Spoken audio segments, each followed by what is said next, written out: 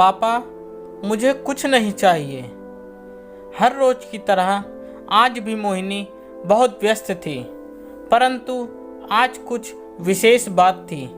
आज मोहिनी के भाई भाभी पहली बार फेरे की रस्म निभाने आ रहे थे और उनके साथ माँ पापा भी। एक दिन पहले मोहिनी की अपने पापा से इस प्रकार बात हुई। पापा, मोहिनी बेटा, कल तुम्हारे घर आने के लिए तुम्हारी सासू, ससुर, देवर, देवरानी और दामाद जी का तो सामान ले लिया है, परंतु तुम्हारे लिए जो सोने के झुमके लाए हैं उनमें से एक पसंद करते करते तुम्हारी माँ बहुत उलझी पड़ी है। मैं फोटो भेज रहा हूँ, कोई एक पसंद करके भेजना बेटा। मोहिनी, नहीं पापा, आपका प्यार ही बहुत है, मुझे कुछ नहीं चाहिए। पापा, मेरी लाडली, तुम्हें कुछ नहीं चाहिए, पर हमारा भी तो मन करता है कि अपनी बिटिया को कुछ दें। जल्दी से पसंद करो। मोहिनी, ठीक है पापा, पहले वाला ठीक है। आपस में बात करके दोनों ने फ़ोन रख दिया। अगले दिन जब मायके वालों को आना था तो मोहिनी बहुत उत्तेजित थी, भाग भाग कर काम कर रही थी। नई नई भाभी के आने का इंतज़ार उसको मन ही मन बहुत खुशी दे रहा था। इतने में मायका परिवार दरवाजे पर था। मोहिनी ने घर को फूलों से सजाया था। दरवाजे पर एक बहुत ही प्यारी मोर की रंगोली बनाई थी और पूजा की थाली लेकर मोहिनी और उसकी देवरानी दरवाजे पर खड़ी थी।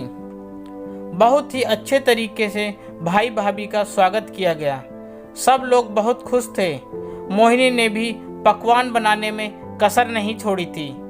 सब काम योजना के मुताबिक चल रहा था।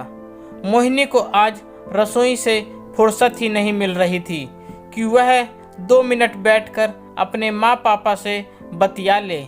चाय पीने के बाद मोहिनी के पापा रसोई में आए और उसका हालचाल पूछने लगे। पापा, मोहिनी बेटा, कैसी हो? अब हमारे पास रहने के लिए कब आओगी?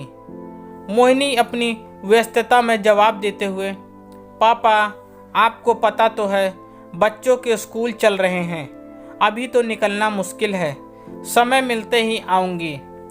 पता नहीं मोहिनी को आज पापा की आंखों में अपने लिए अपार स्नेह दिखा, परंतु इतना व्यस्त होने के चलते और आओ भगत में कमी न रहे, इसी सोच में मोहिनी अपने पापा से कुछ और बात ना करके खाने पीने के लिए पूछने लगी।